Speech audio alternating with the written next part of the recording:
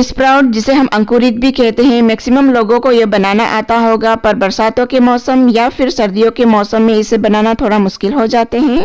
तो 24 घंटे के अंदर ही किस तरह अंकुरित किया जाए इसका विधि लेकर आई हूँ। साथ साथ ही बहुत ही हेल्दी रेसिपी लेकर आई हूँ जिसे आप अपने डाइट में आसानी से ऐड कर सकते हो। तो बिना स्किप किए वीडियो को पूरा वॉच करें। नमस्ते दोस्तों, मैं हूं गंगा और आप सभी को मेरे चैनल गंगा की रसोई में स्वागत है। आज मैं बहुत ही मजेदार रेसिपी लेकर आई हूं और अगर आपको मेरी ये वीडियो पसंद आए तो प्लीज मेरे चैनल को सब्सक्राइब कर ले। तो चलिए बनाना स्टार्ट करते हैं।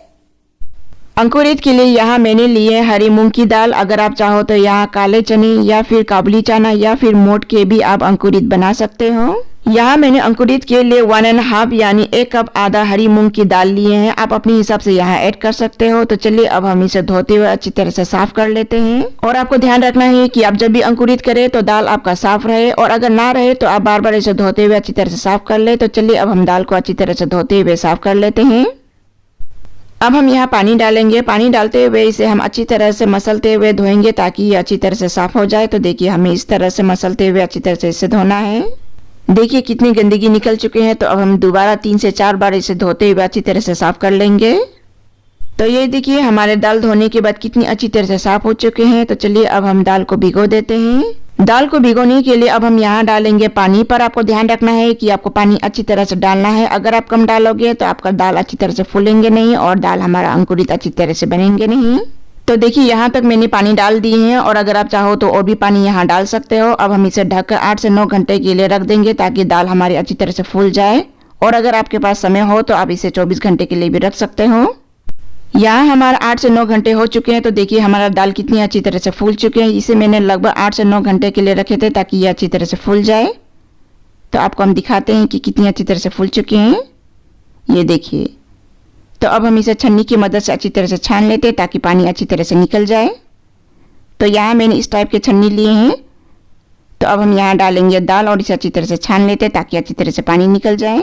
यहाँ मैंने पानी निकालने के लिए छन्नी का मदद ली है और अगर आपके पास छन्नी ना हो तो आप कपड़े को इस तरह रखें और दाल को डाल दें। तो देखिए यहाँ मैंने दाल को अच्छी तरह से डाल दिए हैं।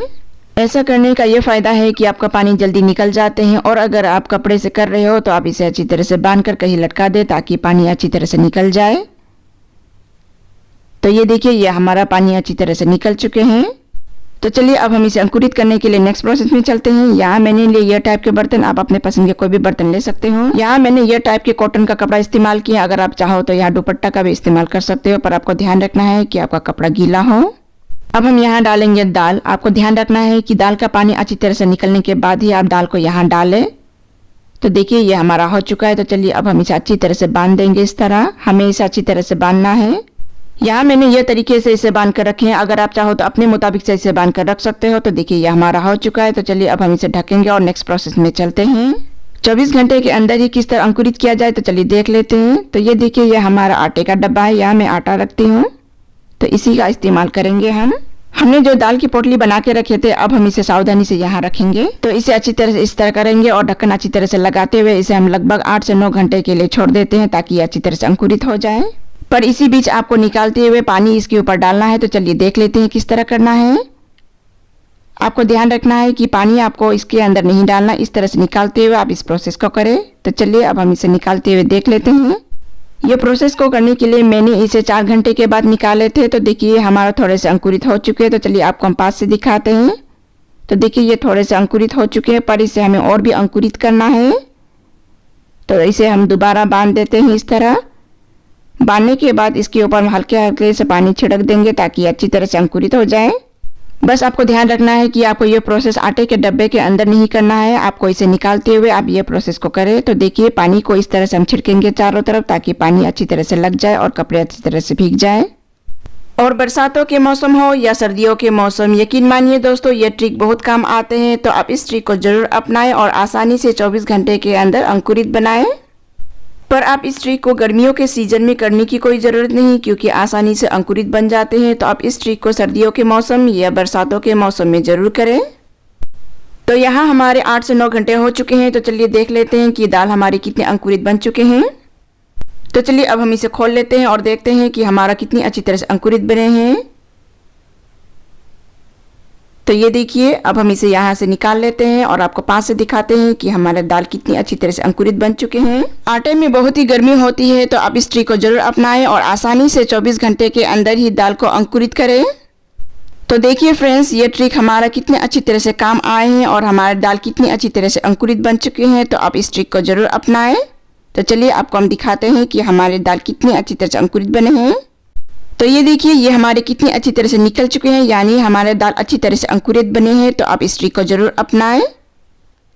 तो अब हम इसे निकाल लेते हैं। बस आपको ध्यान रखना है कि आपको सावधानी से इसे निकालना है। तो देखिए, हमें इस तरह से इसे निकाल लेंगे।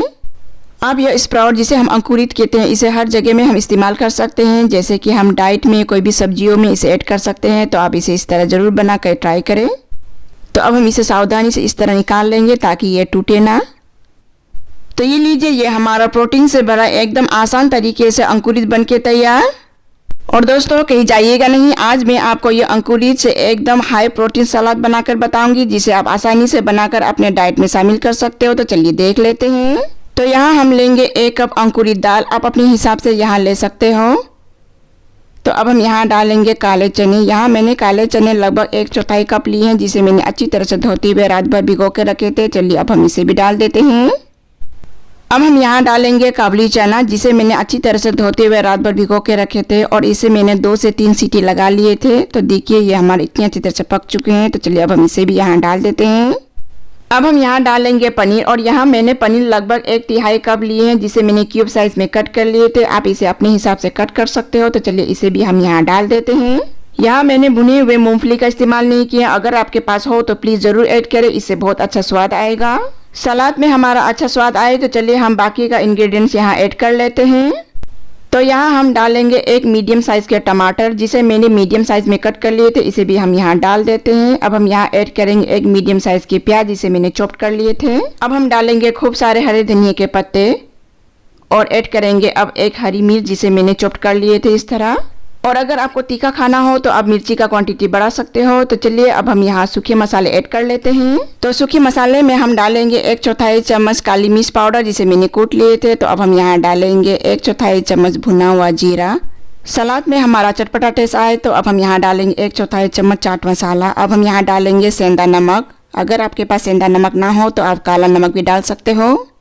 और अगर आप सलाद में खट्टा पसंद करते हो तो आप यहाँ डालें 1 छोटा चम्मच नींबू का रस। तो चलिए अब हम नींबू का रस यहाँ डाल देते हैं। तो देखिए, यहाँ मैंने सब कुछ डाल दिए हैं। अब हम इसे हल्के हाथों से मिलाएंगे ताकि हमारे सूखे मसाले चारों तरफ अच्छी तरह से मिल जाए। तो देखिए, हमें इस तरह से हल्के हाथों से करना है, पर आपको ध्यान रखना है कि आप जब इसे मिलाओगे तो इसे हल्के हाथों से ही मिलाएं ताकि ये अच्छी तरह से मिल जाए और पानी ना निकले। तो ये लीजिए, ये हमारा एकदम हेल्दी हाई प्रोटीन सलाद आसानी से बनके तैयार। तो देखिए, दिखने में कितने स्वादिष्ट लग रहे हैं।